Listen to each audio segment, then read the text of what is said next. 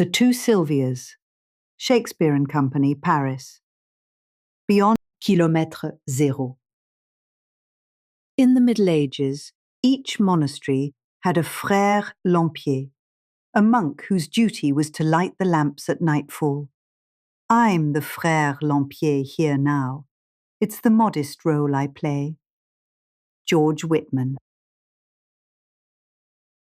Before any of them arrived, before any key turned in any lock, before any lamp was lit, before any door swung open toward any street, the building stood. It had been standing since the early years of the 17th century, when the monks of La Maison du Moustier built it on the bank of the Seine in the manner of men who expected permanence and were not wrong to expect it.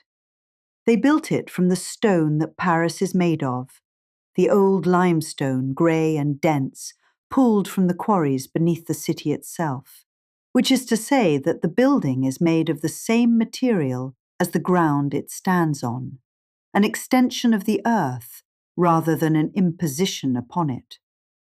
The beams they cut from oak that was already old when they cut it, the walls they made thick enough to hold the cold in winter and the heat in summer, and the weight of the centuries in between. The monks kept a lamp.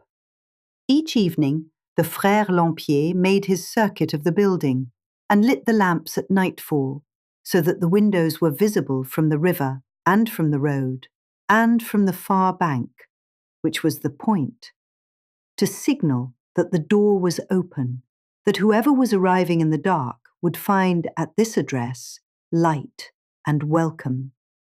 This was not heroism. This was simply the duty of the place. The monks are gone. The building remains.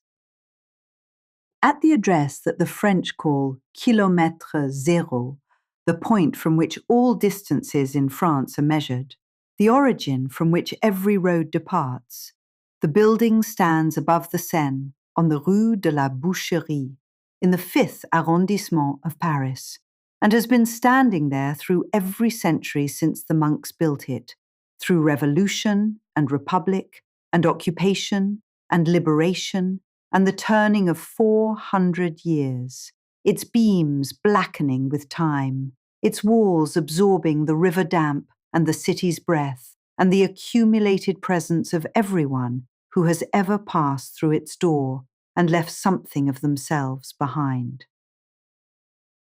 This is where the story takes place, not in one decade, but in all of them, not in one woman, but in both. A hand on the door.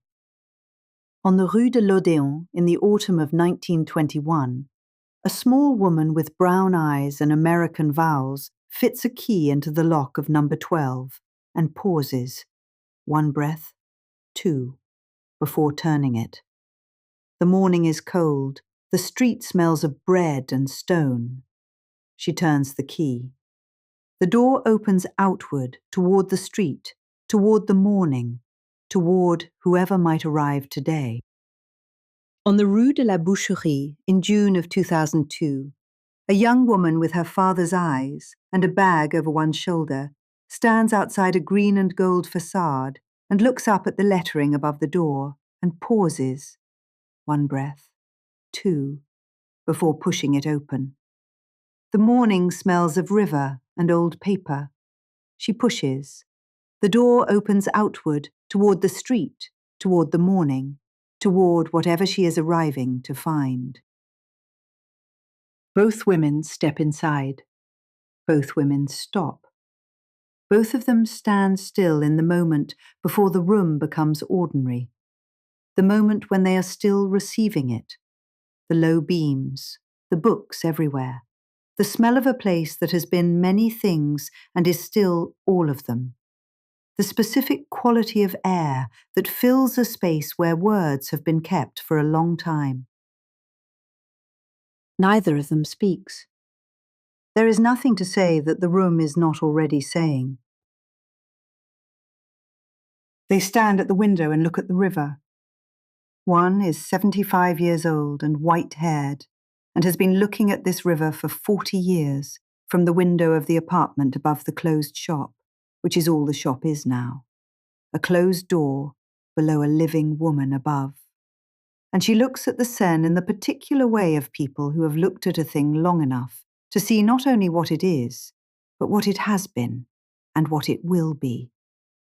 The same river always, moving west with the same unhurried certainty, bearing the light away piece by piece to the sea. The other is 21 and has been in the building 9 months and is still, some mornings, surprised by what the window contains.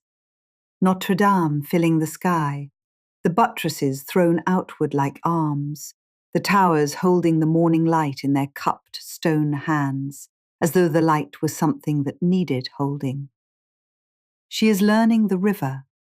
She is learning the particular quality of each morning's light off the water, which is never quite the same and always recognizably itself, the way a person is never quite the same from one day to the next, and is always, unmistakably, themselves.